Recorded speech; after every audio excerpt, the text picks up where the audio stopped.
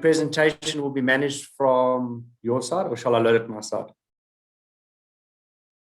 Excellent. There we go. All right. Good morning, everyone. And welcome to the BBC BE CHS Awareness Webinar. As the program director has already explained, my name is Douglas Affleck, and I work for a company called Enza Construction. Enza Construction has been a long-standing member and supporter of the BBC BE. Before I move any further, I just want to observe some protocol. I would like to acknowledge and appreciate the members of BBC BE, as well as all the participants for joining us today. I would like to thank the program director as well for the time. And I would like to thank Mr. Kadleho Mokhadi and Mr. Nkosanati Majola for their presentation. Very, very insightful presentation. All right, there is the cover page of the slideshow. And I believe we'll move through it in that fashion. If I can just go to the cover page. So before we move into the meat of the presentation, I feel it's important for us to first take a moment to consider those affected by the negative impact of the pandemic, the coronavirus, as it's known. There is a tremendous amount of impact that's happened to families and businesses. And I just feel before we move on to anything else, we need to just be emotionally cognizant of that impact. I feel we need to show a significant amount of patience in the workplace. We need to be emotionally mature, emotionally intelligent. This pandemic has impacted so many lives and so many people in ways that not all of us can fully understand. So before we move on, there is a slide there from Monday, the 28th. As you can see, we had 60,000 deaths. So that's 60,000 families at a minimum that have been impacted by this pandemic. And for those of us who are people of faith, may we just keep these families and keep these companies in our prayers. I think it's important to start on that. As a quick update, these figures for the 29th of June have gone up slightly, 13,347. So we are most definitely in quite a bad state with this third wave and the Delta variant. Okay, we can move on to the first formal slide.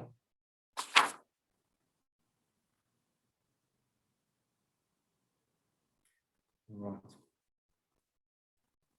So I felt it was important, perhaps a program director, would you like to load the presentation as opposed to the PDF, or are you happy? There we go. At least it fits into the screen, that works fine. So the presentation I'm going to run through with you today is a very short presentation on workplace incidents, costs, prevention, and reporting. Now, it's important before we move on that there are individuals that have created very successful and very fulfilling careers for 30 and 40 years from this topic. There are individuals that have studied to become doctorates of this topic. So to try condense all of that into a couple of slides and into something that only lasts 20 minutes was a bit of a challenge. And I just hope that the effort I put in gives the topic the justice that it deserves. Right. The slide is, or the presentation is split into four sort of sections, being the incidents, being the costs, preventions, and then the reporting towards the end. So let's define those two words first. It's important to understand what we're talking about. What is a workplace and what is an incident? The workplace is defined as means any premises or place where a person performs work in the course of his employment. So that's quite clear. An incident means any unplanned or undesired event that adversely affects the completion of a task. In this particular context, what we're talking about today is near misses and injuries involving the well-being of people. The word incident is also used in many other spectrums, environmental management, quality management. You could have an unplanned or undesired effect on your contract or the commercial perspective. So it's a very, very broad word that's used in the industry. What we're looking at today specifically is the well-being of people. Maya Angelou, a very famous American poet, she once said that you can't really know where you're going until you know where you have been. And I believe that's tremendously important to plan things for the future. We first have a look at the clues and the data that the past gives us. So there's a very short description of where occupational health and safety has come from. The first Factories Act was developed in 1918. Before the time, obviously I wasn't around then. This is just from reading a couple of books. But before the time, it was deemed as part of your competence not to injure yourself, which has got certain standpoints. So a boilermaker as an artisan, should the boilermaker perhaps injure his hand in the course of work, it was just seen as an incompetent act. You should know better. Why did you injure yourself? However, that changed. World War I, specifically the industrial explosion that happened during World War I, changed that. And the Factories Act came out in 1918. In 1931, a gentleman by the name of Herbert Heinrich was the first to propose a statistical relationship between the different kinds of incidents, which we'll get onto in a later slide. But he was the first guy to come out and said, there is a science to all of this. There are leading indicators. There are reasons why we're seeing fatalities, and we need to investigate that. To be fair, Heinrich at the time worked for an insurance company. So I feel, this is just my opinion, but I feel he more than likely conducted this study, the industrial accident prevention study, to save the insurance company's money and not so much to save people on the construction sites and in the workplace. But that's okay. That's where it started. In 1966, a gentleman that we're all very familiar with, Frank E. Bird, he took 1.7 million accidents. He took 300 companies, and he took Herbert Heinrich's work and he sort of boosted it up. He revisited it, and he created the fundamentals that many of us in the occupational health and safety realm use today. Most notably, the incident triangle, which we'll talk about, I believe, on the next slide. So in 1966, he really gave it a good go and said there are actual relationships, statistical relationships between the various levels of incidents. It took some time. The Factories Act was updated once or twice, I think 3 times, to include machinery, to include certain building work and things like that. However, in 1993, the Occupational Health and Safety Act was promulgated, and that, for the most part, is the act that we all know. That is the fundamental act that we use today in construction, and that is our foundation point. Just as a quick note, the Amendment Bill 2020 is being released quite soon, just to update and modernize that act. The act's 30 years old already, for the most part. Right, so the slide you're seeing now is the Frank E. Bird triangle, otherwise known as the incident triangle. There are variations to this available on the internet and available in other study materials. Some people tweak the figures slightly, but this is the original triangle that we're given. Also, as a disclaimer, there are studies, more modern studies, that say, look, modern construction has come a long way since the 1960s, and this triangle is perhaps not as relevant as it once was. That being said, it is still a tremendous fundamental starting point for us to manage our incidents in the workplace. What this triangle is trying to illustrate the statistical analysis between at-risk behaviors, so that's an individual behaving badly or behaving in an unsafe way, should I say, how that relationship eventually cascades upwards to a fatality. So not every single at-risk behavior on a construction site is going to lead to a fatality, quite obviously, but there is a relationship.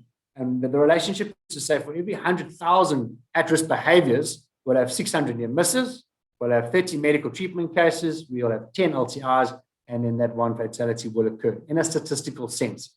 So the triangle is trying to lead us to say, if we could control those bottom 2 rungs, those bottom 2 little platforms, if we can control those, we should never get to a fatality, statistically speaking. If we can control our behaviors and we can control and investigate properly our near misses, we should be able to keep people very safe. You might still have 1 or 2 medical treatment cases, but it should never get to the point of being a fatality. So that is what that triangle is looking to discuss. I will have a quick chat on leading indicators and proactive incident management a little bit further on. Once again, just trying to keep this in the 20-minute window. Right, the second part of our presentation, part 2 of 4, is the costs. Just one slide. This is the, what did I say, the bread and butter for Mr. Katlego and the guys there at FEM. So to cost the total value of an incident is almost impossible. You can cost the direct value quite easily. Direct value of an incident is perhaps the first aid measures that we use to help the individual, perhaps the medical bills if they went to hospital, perhaps a couple of days lost if the individual doesn't come back to the construction site. So those direct costs are very easy to account for. The interesting part is that it's been said, obviously it varies, but 4 times your direct cost, if you times that by 4, is the actual cost.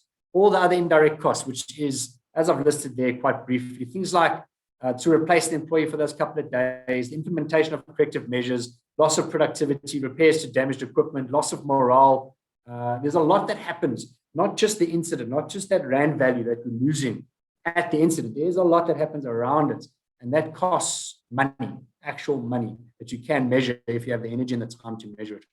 The little table on the right-hand side, very small. I don't expect you to be able to read it, but that is a quick breakdown of causes from FEM's website. And those are all the incidents that happened in 2020. So what I've done in the middle of the page, you can see just a little quick summary. What we're saying is that in 2020, there were 6,005 incidents recorded to FEM. Now that's twofold. Those are only incidents that companies felt the need to claim for. So they pushed it onto FEM as an insurer. And also those are only the incidents that were reported. There are many, many, many companies that sweep these incidents under the rug. So you could take that figure and double it or triple it quite easily in an argument. However, the figure we have is 6,000 incidents. And of that, we take the total incidents divided by the total amount of money that these incidents cost, direct costs, it works out at just over 50,000 Rand per incident. So that's a tremendous amount of money. We're saying that each incident that is reported through to FEM costs about 50,000 Rand, which is a lot of cash. What is an interesting little addition on the table on the right, if you look on the 4th item down, there's COVID-19 that popped up. This is from 2020. COVID-19 was 7.43% of all cases reported through were COVID-19 related, occupationally acquired COVID-19, which is what we just ran through in the previous slide with Mr. Nkosanati. Right, we can move on to the next slide. Thanks. Third part of 4 parts of the slides, talking about prevention. So we've had a quick look at what is a workplace incident. We've had a bit of an understanding of what that means. We've had a look at the costs involved per incident. Now we're looking at the prevention. Typically, there are 3 main reasons why a company or an individual that owns a company would like to prevent an incident. There's legal reasons, cost reasons, and ethical reasons. Legal reasons are nice and easy. We've got the Constitution that then filters down onto the acts, that filters onto regulations. Those regulations talk to contract law and common law, all that good jazz. And inside many of those laws, there are hundreds and hundreds of relevant laws from the employment side of things that say we should not be injuring people in the workplace for very obvious reasons. None of us wake up in the morning to go to work and get injured. It's just not why we go to work. So there's many, many legal reasons for that. So that's quite a straightforward point. There's not much to talk about there. I'm of the opinion that every single company should be 100% compliant to the legal regulations. I don't feel that this acceptance of being 95 or 95%, 96% legally compliant is acceptable. As an example, you're driving your car, you're speeding, and you get pulled over by a police officer. You're not going to tell the police officer I was 98% legally compliant to all the other laws that I need to be compliant to as a civilian. It was only that one. You're still going to get your fine. You should still be 100% compliant. Cost reasons, there are 2 main reasons for cost. The actual cost of the incident, which is what we just spoke about there quickly, 50,000 Rand, pure raw direct cost, perhaps up to 200 or 250,000 Rand if you were to look at total costs. So if we keep our people safe, we save money. It's a straightforward relationship. The second part of cost is offences and penalties. Now, I must mention that offences and penalties in the Occupational Health and Safety Act and other acts, they're not there to incriminate. They're not there to put someone in jail or find someone. They're there as a deterrent. The idea is that a CEO or an owner or that fact, a supervisor needs to understand that, yes, if we are non-compliant and if we injure people in a way that the company is to blame or the environment we put that person in is to blame, then yes, there's going to be a fine and there is going to be potential imprisonment. However, it's a deterrent. We're not locking people up for the fun of it. It's there to deter people and to ensure that companies take health and safety seriously. What's nice to know in the 2020 Amendment Bill is that this has got quite stricter. I can't remember the figure offhand, but I believe it's 2 million Rand now that they're talking about, which is a huge jump from what the 1993 Act was telling us. The third reason to prevent workplace incidents is ethical reasons. There was a gentleman called Jean-Jacques Rousseau. He was a philosopher from the 1700s. He came out and said that people are inherently good. In the core of our soul, we are just born good. And we become bad progressively as time moves on. So we must believe in this. And I strongly believe in this. We must believe in this, and we must drive ourselves to always do good. So to prevent an incident in the workplace is to prevent evil. Nobody wants to hurt someone. And that's important. So if we prevent evil, then that itself is inherently good. It's a bit of a tongue twister, but what I'm getting at is that ethically, we should not be in business at the expense of someone's health and safety. It should not be the case. I understand incidents happen. It's not a perfect world. Work is risky. That's the way work is. However, we should never be in business and just accept that. We should always fight the risk. 1 second. Keep looking down just to make sure I'm keeping time. Prevention. This is another cornerstone, if I can call it, or fundamental of most of health and safety practice in the industry. This is called the hierarchy of controls.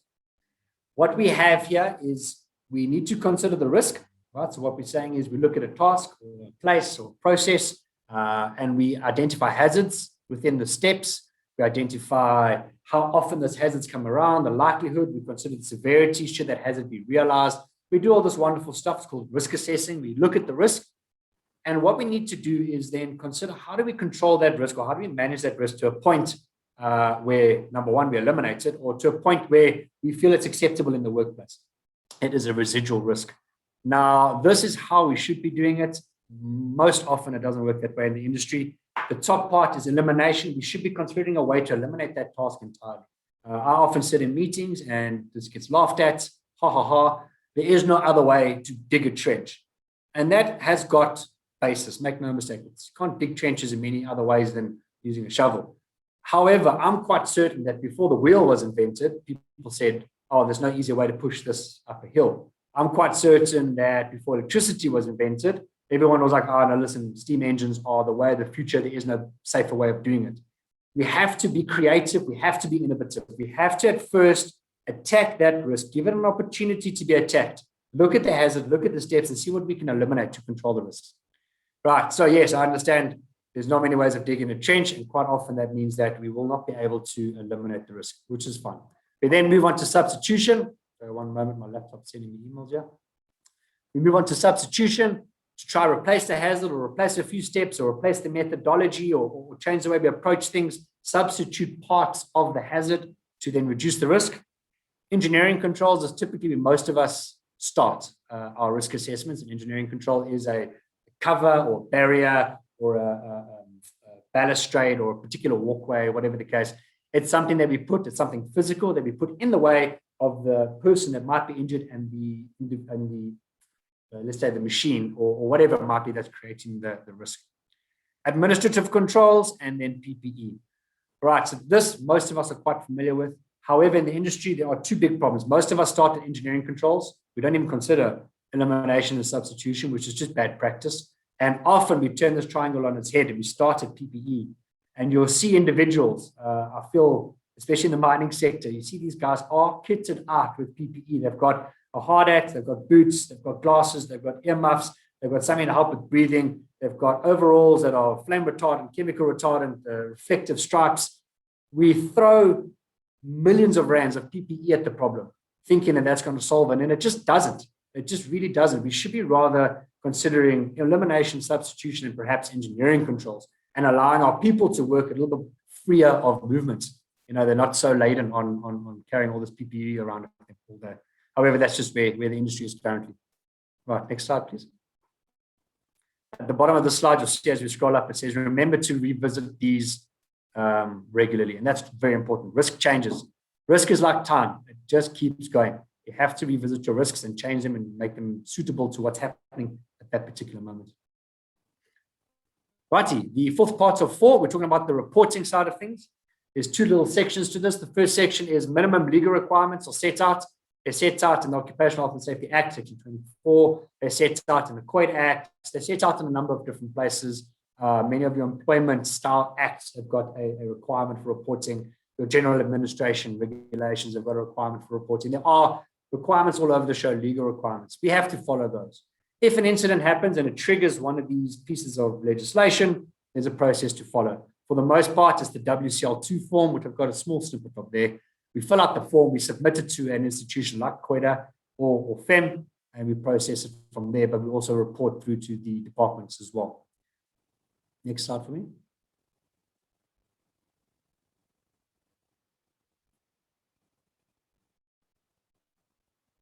This is the second part of reporting, and this is where I feel we should be paying more attention. Yes, the law tells us to report certain things. That's fantastic. But the law is really just a baseline requirement. It's a minimum thing. It's like a constitutionally developed process. Just to say, guys, we have to do this just to be seen as an employer. Once again, that's just not ethical. We should be doing more. Always be doing more. We should be trying our best to do more. So the other side of reporting is the proactive reporting and the leading indicator reporting. For the most part, most of us call this near misses or near hits in some industries. That's tremendously important. What's also important is to tie that into a proper, in-depth root cause analysis process. So don't just, if you consider the Department of Employment and Labor, if you look at their investigation format that they prescribe, it doesn't really tell you all that much past the direct cause of the incident. We should be doing proper root cause analysis on things. We should be looking at it and really getting into the nuts and bolts and unpacking the incident and finding the actual root causes. Most of the time on the incidents I've been involved in, the direct cause, the incident that you saw in front of you, the way you see things in front of you, is very rarely the actual root cause of why the incident happened. We need to be cognizant of that.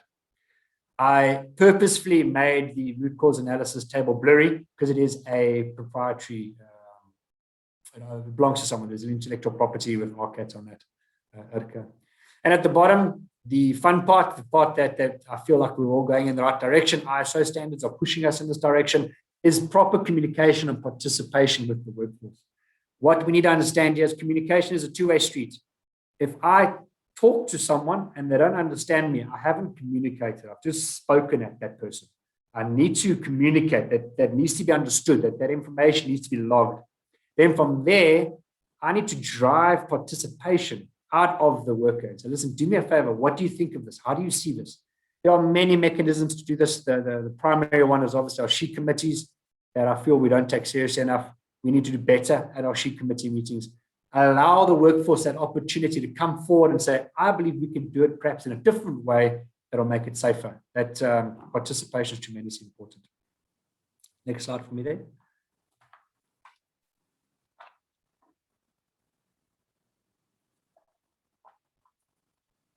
All right, in conclusion, hopefully I've done with some justice. The workplace incidents have been investigated and analyzed for more than 100 years now. We saw 1913, that's kind of when things started getting going. So it is, to be honest, nothing new. There is a measurable benefit. There's a measurable RAND benefit, never mind the ethics. There's a measurable RAND benefit to ensuring that we have adequate risk control and risk mitigation measures on our construction sites, in our mines, in our manufacturing areas, whatever the case, in the built environment is specific to this presentation. Other than the fact we're going to save 50,000 Rand, I understand it's a bit difficult to explain because that 50,000 Rand is not coming out of the CEO's pocket. That's coming out of our insurance package, and our insurance package then gets adjusted against the industry and we pay a premium. But our premium will improve and our rebates, which is a tremendous amount of money if you get it right, our rebates will improve. So yes, there's a direct relationship between workplace incidents and the RAND value that a company can save. The prevention of such incidents must take center stage in every company to ensure people are being kept safe and healthy without compromise. All right, many people say this, there's many people in the industry that say this, and it's a pipe dream. It's something that sounds nice, I don't believe that. I honestly believe it is achievable through basic incident mitigation controls and accountability, which is a tremendously important part of all of this. It is achievable. We can have an individual working in an environment that was once tremendously high risk. We took our time, we took our energy, we did our assessments, and now that same person is working in an environment that is very low risk, with the same productivity, with the same outputs, with very similar costs. The costs, yes, you have to balance them out over a longer period, but the costs will be very similar. And that's something I believe we should all take quite seriously. Lastly, I would like to cheer on the BBC BE for the work they're doing improving the South African Black business landscape within the built environment. They've got a mission to promote high standards for professionalism, promote technical education, skills. They comment on government policy, ensure that the perspective and the position of Black businesses are heard, which is tremendously important. I'm in the construction industry mostly. We do other work as well, but mostly construction. And I'm in an industry where Black businesses aren't heard in the same light as potential businesses 20 or 30 years ago, white-owned businesses. They don't have that same oomph, and the BBCBE is the vehicle to give us that oomph, and they do a tremendous job with that. And I put a little Viva BBCBE. I see we scroll past that pretty quickly. I was quite proud of that. All right, so are there any questions? That is workplace incidents in a nutshell in 26 minutes. I hope I did a little bit of justice. I believe the questions are in a formal way. The program director will put it into chat boxes, if I'm not mistaken, and we'll move from there. Or is there something I should do for you now?